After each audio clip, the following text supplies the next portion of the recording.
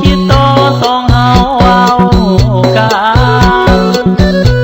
ใจดำใจตันนงคานคือเห็นแบบนี้เจ้าบ่ห่างอายแล้วหมดแล้วความหาเคยมีบ่คือแต่กี้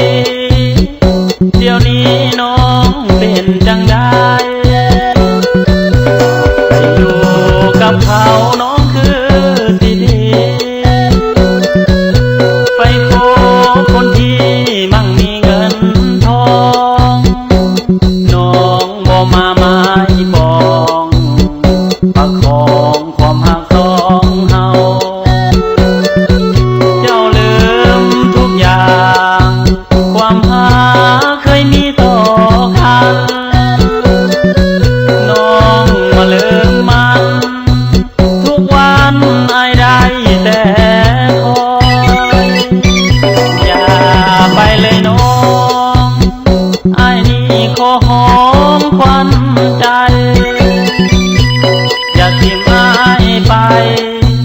ที่ปล่อยอายอยู่คนเดียวนี่บ่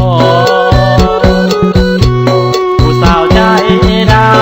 ำลืมคำสัญญากันหนอทิ้งอายลงคอบอกแค่อายน้องนา